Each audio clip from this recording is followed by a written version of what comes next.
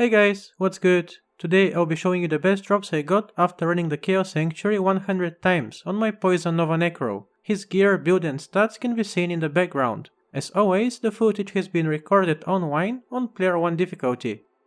I'm running with slightly over 400 MF. To do so I had to sacrifice some of my resistances, but didn't really have any trouble surviving, even though I tend not to play safe at all and port in the middle of packs like a maniac. You have the opportunity to see a sample run after the highlights. If you enjoy the content, please consider subscribing as well as liking and sharing my videos. That way you'll help the channel and the community grow. In case you haven't done so yet, you're also welcome to join our Discord. There we can play together and hang out. A link will be available for you within the description of this video.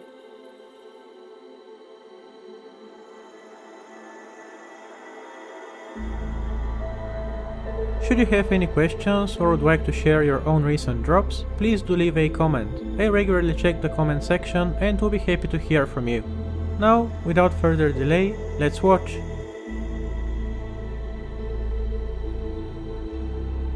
We kick things off with a unique jewel on run number 2. Unfortunately, it doesn't roll well.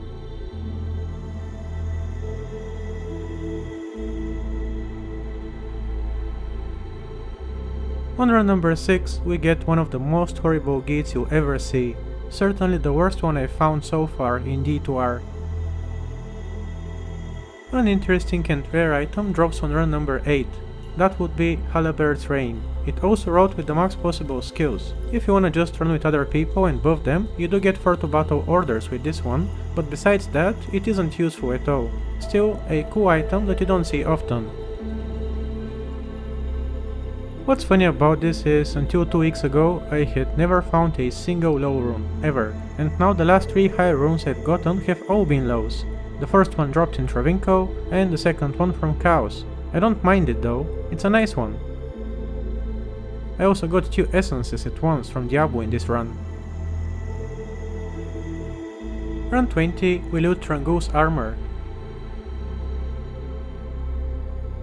Then, just 1 run later, we also find the offhand from the same set. We skipped run 35 in order to obtain our first Grand Charm from Diablo. Most likely you already know this, but it's worth mentioning. These, as well as ones dropped from Nilatak and Bale on Hell, are always worth keeping for rerolling due to their high item level. You might end up with a skewer that also gives 45 to life. Depending on what type of skill it gives, it might be worth a fortune. To reroll a charm, just place it in your cube with 3 perfect gems or skulls and click transmute. On run 36 we get a decent Herald of Zakarum that wrote with mid defense. Then 2 items within run 40. First, a unique ring that of course ends up being a Monout.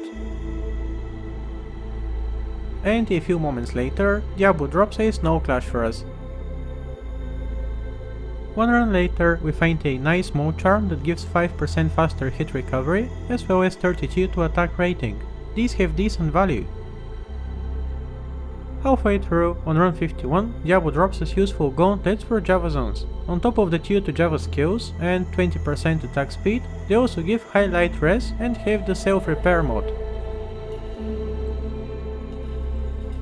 Run 57, another item for Java zones. This time, the best Thunderstrokes I've ever found. They wrote with the max 4 to Java skills, but also 2 of perfect enhanced damage.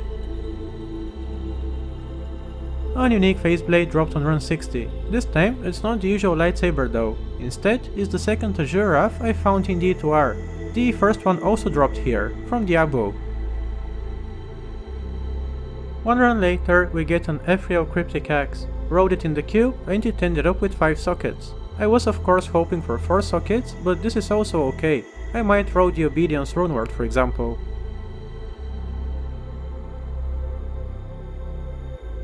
Run 63, we add another Nokuzan to our collection.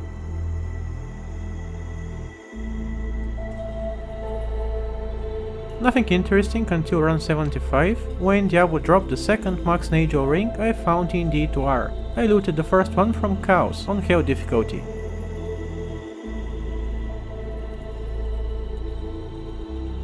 Another unique ring 4 runs later, this time a Dwarf Star. Many people neglect these, but they are great for gold farming and also if you need some extra survivability against fire damage.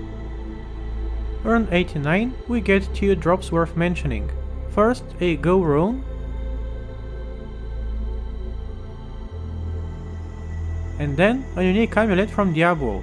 It rolls High Lord's Wrath. I'm always happy to find one of these. 5 runs later, on run 94, we get our second Grand Charm from Diablo. But also, an item that is extremely hard to find. This Scourge ended up rolling Stormlash. It's the first one I've ever seen drop. The ED on it is quite low, while the Lightning Absorb is one of perfect. I don't really care too much how it rolled, I'm just happy I managed to finally find it. We finished today's session with a unique ring that dropped on the very last run. Once again, it wrote a Dwarf Star. In the background, you'll now be able to see a sample run as well as a recap of the loot we found. I'm extremely happy with the way today's session turned out, so many interesting items. We also saw a high rune drop.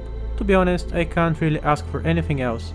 In total, it only took me about 6 hours to complete these runs. I highly recommend you try running with a Poison Necro, it's efficient and so much fun.